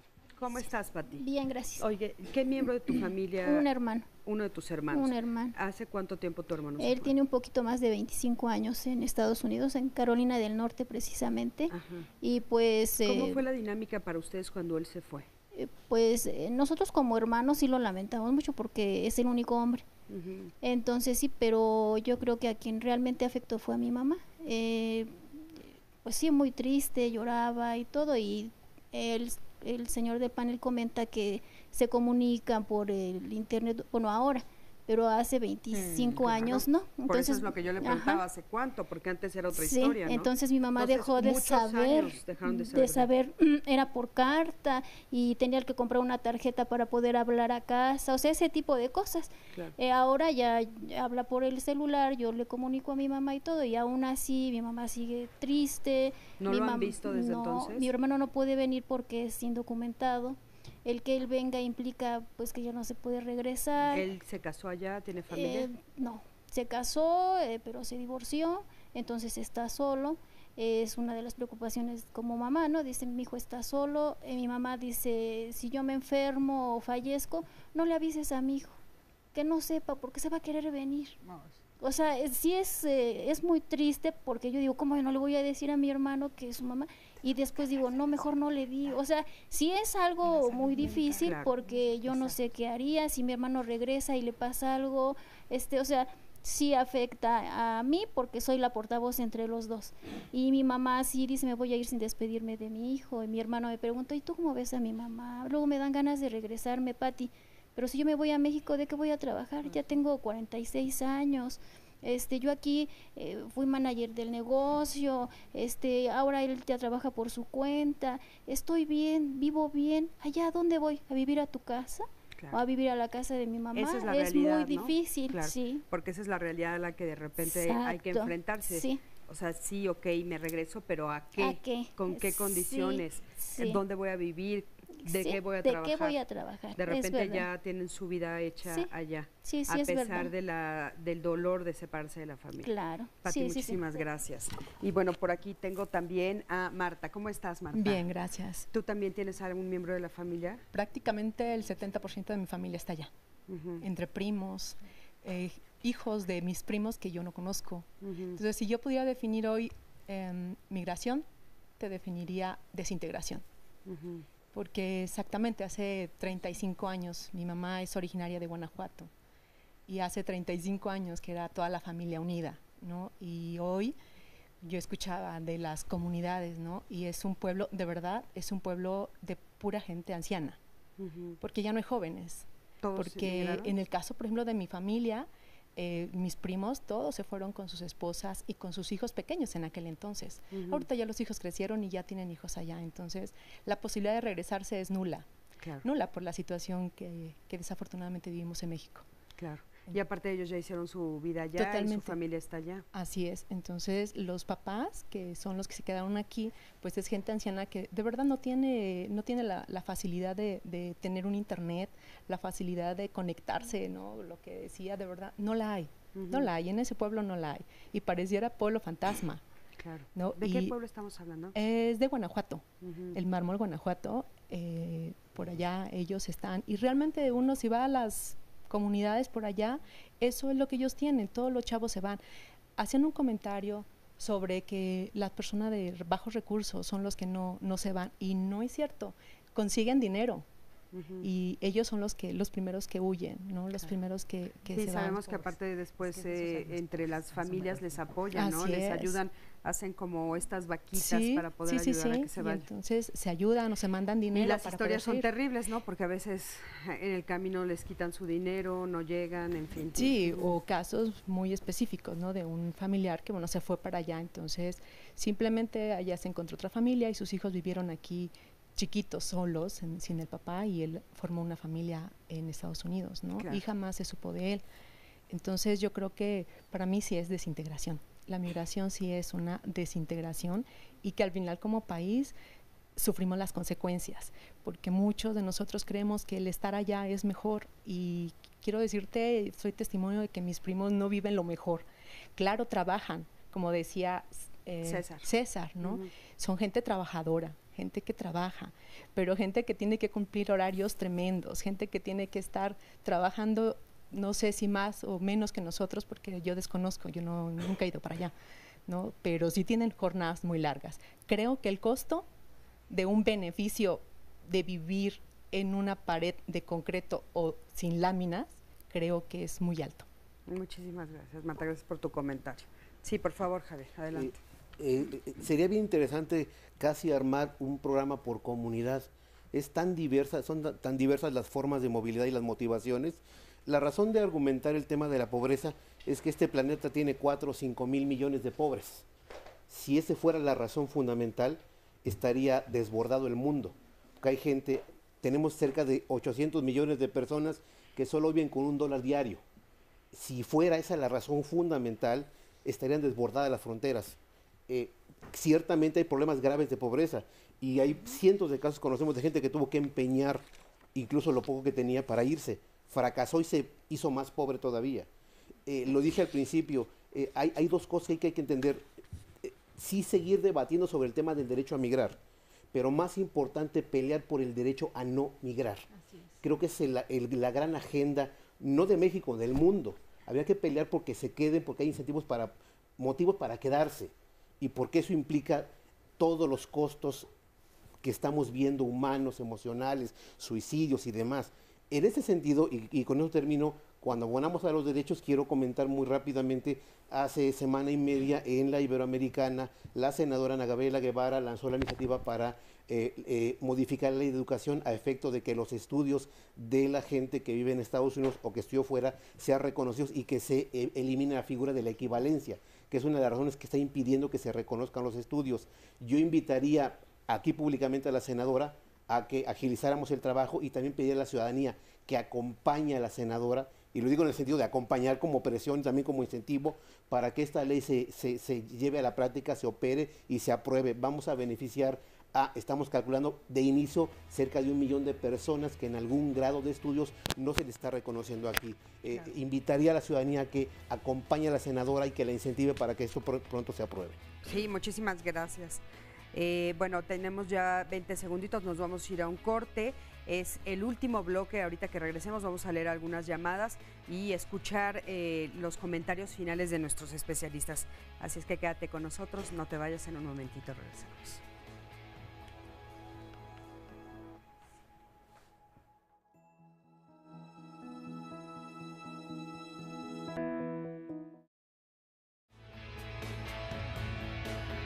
cada vez que un solo migrante se va del país es un fracaso de las políticas de desarrollo.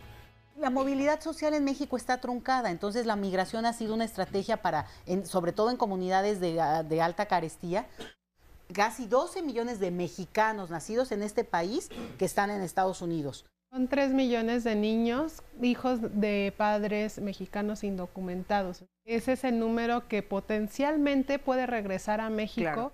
Por derecho constitucional, tienen el derecho a la doble nacionalidad.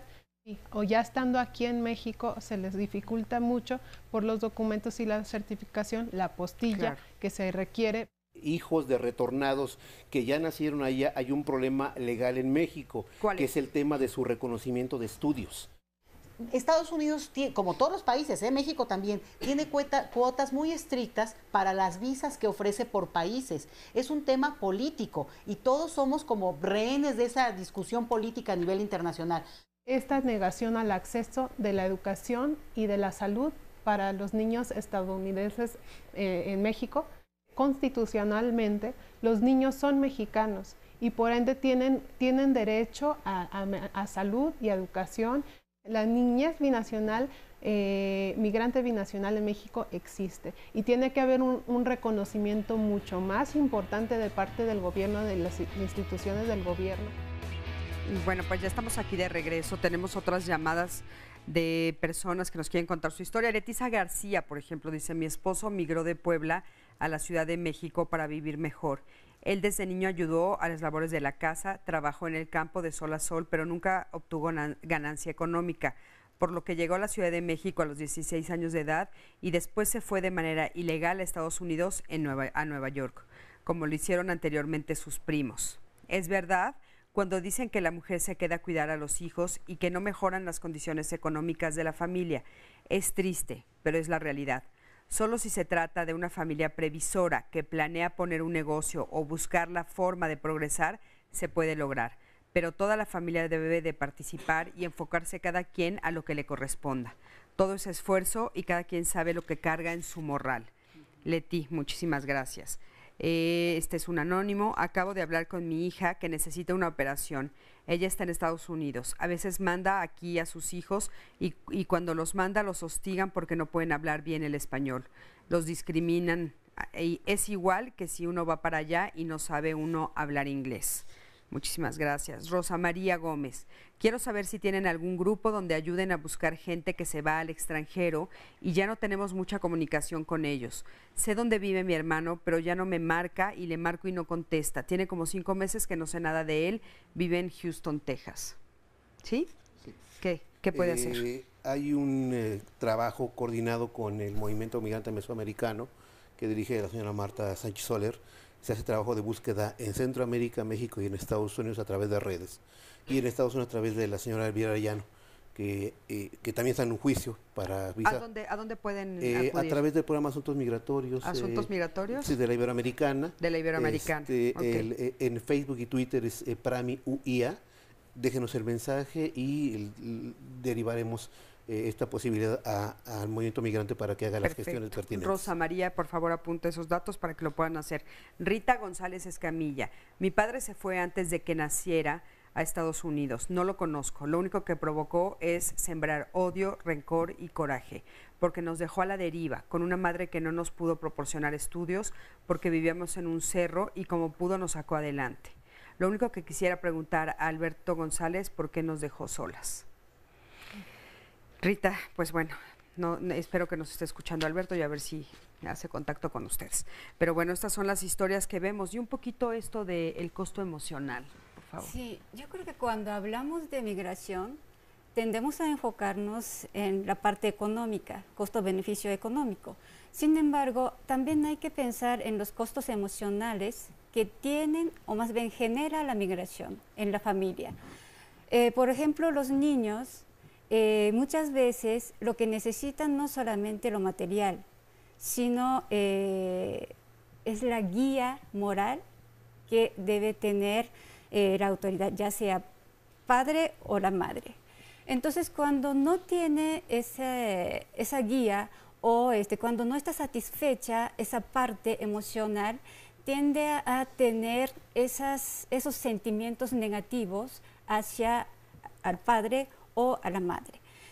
Entonces, esos sentimientos también se convierten en una depresión, ¿no? Hay niños que sufren, sobre todo niñas, que caen en una depresión muy severa, que tienen que ser atendidas en un hospital psiquiátrico, ¿no? O sea, tomar fármacos y todo, para poder sobrevivir esa ausencia que vive durante largo tiempo, ¿no? ¿Y las mujeres, las esposas? Igual. Entonces, o sea, no todas las personas tienen esa capacidad de adaptación, ¿no? Claro. Entonces, tenemos que ver caso por caso. Las familias transnacionales o familias de migrantes son heterogéneas, claro, ¿no? No es homogénea. Entonces, podemos ver las familias exitosas de mantener la unidad a través de la distancia, pero obviamente hay familias que se rompen, ¿no? Claro. Oye, fíjate que hacer esto de las familias o sea, tratar de hacer una familia exitosa, Javier, vamos a ver la siguiente cápsula, que es justamente lo que hicieron con las mujeres bordadoras, ¿no? Vamos a verla para que ustedes sepan cuál es este proyecto y cuál es el objetivo. En un momentito nos platicas y cómo esto ayuda justo a esta parte emocional de las mujeres. Acompáñame. Mi nombre es Marbella Vidales Ruiz. Tengo 4 hijos. Este taller está ubicado en Cebina, municipio de Nahuatzen, calle Morelos, en estado de Michoacán. Vinieron los compañeros de la universidad a invitarnos a formar este grupo de taller y nos nombraron a unas personas para ir a capacitarnos, para poder usar las máquinas que nos prestaron, porque son prestadas. Y nos enseñaron unas puntadas en las que podemos basarnos para hacer ya algunas prendas. Fueron las diferentes puntadas, fue lo básico pues para poder empezar a agarrar las máquinas, porque como son manuales, es una técnica pues diferente. Es sencilla, pero pues no la sabíamos. Ese taller se ha hecho para cambiar la visión de todas, para mejorar en muchas cosas, para mejorar las calidades de trabajo y que tengan más valor, que se valorice el trabajo que hacemos nosotras las personas pues purépechas que a veces el trabajo no lo valoran, no lo valora uno aquí mismo.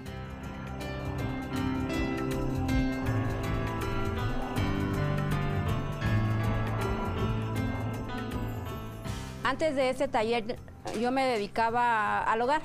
Estando en el taller me ha cambiado la vida en cierta forma, de que he conocido a más compañeras que de hecho hemos vivido pues aquí en el pueblo, pero no convivíamos, no estábamos juntas en algún momento, ya sea compartiendo pues cualquier cosa.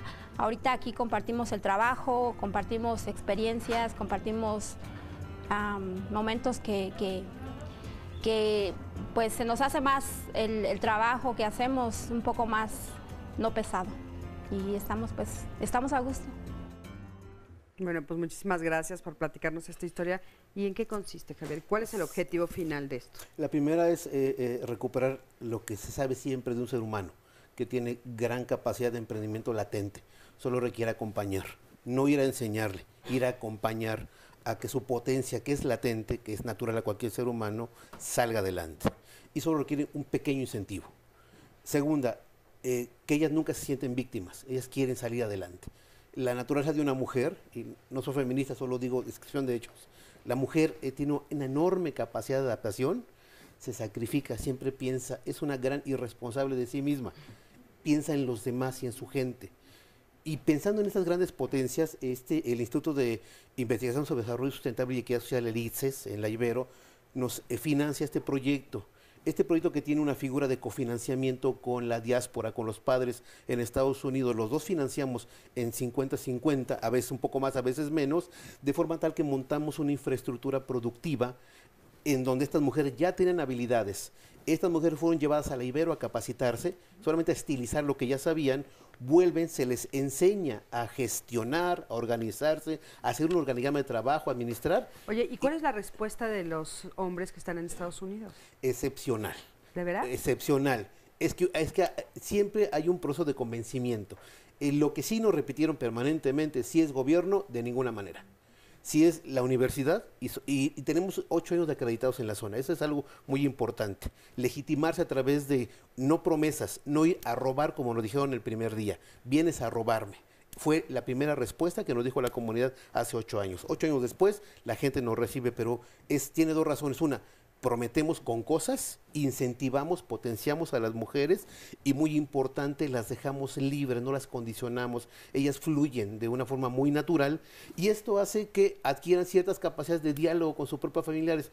Si esto nosotros mediamos con los esposos en Estados Unidos o con los mayores ahí, terminamos por hacer una situación que incluso se ha vuelto un tema de conversación y de incentivo en la propia comunidad. En Sabina ya hay 1 o 2 iniciativas que están queriendo copiar esto y eso por supuesto nos incentiva. Claro, por supuesto, pero entonces, a ver, ellas producen esto y después, ¿dónde lo venden? Después, la Ibero les ha enseñado unas mecánicas de mercadotecnia, les hemos creado marca, les hemos generado una estrategia de mercadotecnia. Hoy estamos viendo en la Ciudad de México, estamos por montar un lugar en una zona tan compleja como Polanco y estamos por vender ya hacia septiembre en todo el sur de Estados Unidos. Ah, bueno, pues eso está muy bien. ¿Y qué capacidad tienen para crecer? Es casi ilimitada. Ya empezaron a contratar gente porque se estaba desbordando. Ahora para Navidad ya tenemos unos pedidos. Y digo ahorita, hasta Navidad tenemos ya afortunadamente peticiones porque hemos logrado establecer, insisto, un tema de mercado. Hemos hecho una especie de mecánica. ¿Y el objetivo es tratar de que esos hombres regresen porque ya hay aquí un negocio? Primera, no pensamos en si retornan, pensamos en que los y las que están ahí no se vayan. Lo primero es promover la idea de crear circunstancias adecuadas para que la gente que intentara irse mejor diga, ahí lo tengo. Tengo muy claro, y creo que hablaré por todos los especialistas, espero, que la gente no dice, aquí gano 1 y allá gano 50. Con que digan, tengo posibilidad de ganar un poquito más gradualmente durante mi vida aquí, es suficientemente intensivo para evitar las pérdidas humanas, emocionales. Yo quiero ganar por lo menos 1.50 y no 1. Si ese incentivo se permite constantemente, la gente no va a decir voy 1 a 10, no le importa a la gente el 1 a 10, es solo progresar a través de un poquito de ingreso adicional. Por favor, Fred. Este tipo de proyectos creo que es muy importante, no solamente por el sustento económico que están pudiendo tener las mujeres, sino que también las implicaciones emocionales, como decía, ¿no? Que ellas se sientan autosuficientes, que tengan autoestima a través de estos proyectos. Algo que también el Colegio Michoacán, que también acabo de visitar, están impulsando es el modelo de promotoras para la salud emocional dentro de las pequeñas comunidades, que está funcionando muy bien. Esta mamá que yo te comento que con los niños estadounidenses, ella es promotora de salud emocional. Lo primero que nos dijo cuando llegamos es, tal señora tiene esta necesidad porque se le murió tarará, y eso también empodera no solamente su proceso, o sea, como persona, pero a la comunidad misma. En el IMUMI también nomás quería mencionar que las personas que abren caso en IMUMI, que logramos abrir su caso, también le podemos ofrecer un acompañamiento de terapias psicológicas, que es una colaboración que se está dando con el Centro de Terapia Familiar ILEF, que se encuentra también en Coyoacán. Entonces, nosotros pues tenemos este servicio y también quisiéramos pues otorgarles este servicio. Ustedes se lo otorgan a las personas que ya están... Que tengan el caso abierto. Que ya tengan el caso abierto con ustedes. Eso es una importante. necesidad real. Después de este programa creo que van a crecer un poco, así es que van a tener que contratar de tiempo completo a los abogados posiblemente. Pero bueno, me parece muy importante eso. ¿Algún otro comentario con respecto a lo emocional quieres hacer? Sí, yo creo que también, o sea, esos apoyos profesionales son importantes, pero también tenemos que ver que sobre todo México tiene una gran tradición de tener familias extensas y esas redes familiares también sirven muchísimo. Y no solamente familias consanguíneas, sino familias morales, por ejemplo, compadres, comadres, son los que cobijan a las personas que están en una situación emocional difícil, ¿no? Entonces, poder contar esas redes sociales son muy importantes para todas las personas que tienen algún integrante de la familia en extranjero o potencialmente tienen que emigrar, ¿no? Claro, sí, porque hacer esta extensión de la familia también a veces, no suple, pero también tranquiliza el alma. Leti, ¿alguna otra cosa? Pues a mí me gustaría decir A lo mejor este es un llamado a ser empáticos, entender la situación del otro, del que o migra o ha regresado o tiene una situación en la cual está dudando frente a este derecho a no migrar que decías tú, Javier. Pero lo más importante es que yo creo que la conciencia de ser un país que ha tenido una alta migración, que tiene esta experiencia, también a mí me gustaría hacer como un llamado a decir, pues ser empáticos con quienes migran a nuestro país, con quienes vienen a nuestro país, sean o de retorno. Me parece ofensivo que haya quien además de todo lastime a un niño porque no habla bien español siendo mexicano además de todo, y aunque no lo fuera, pero con los extranjeros, con los que retornan, creo que sería una experiencia de la que tendríamos que aprender muchísimo más que solamente pensar que somos el único país que migra o no sé, ¿no? Entonces me parece que la reflexión podría ir por allá, abrirse a esta capacidad y que si hay quien sufre por la migración, hay quien le duele, pues tal vez ser mucho más empáticos con estas personas. Claro, siempre, ¿no? sí, porque es como un poco de llamar la atención, ¿no? De repente nosotros nos quejamos de cómo nos tratan en otros lados y sin embargo no volteamos a ver cómo nosotros tratamos. Y sobre todo a estas familias que están regresando que realmente sí son mexicanas. Creo que eso es como muy importante. Claro, el realmente a lo mejor lo quitamos porque justo, ¿no?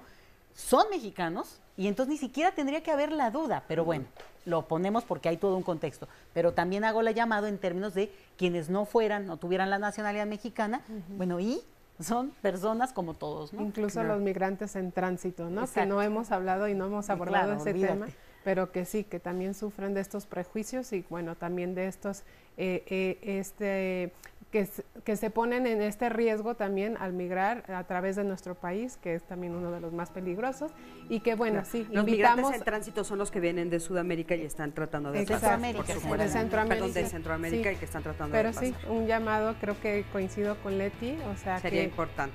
Oigan, pues muchísimas gracias a los 4 por haber estado aquí, gracias por supuesto a ustedes por estar aquí en este programa. Te recuerdo que el próximo martes vamos a platicar sobre mamás que no quieren a sus hijos.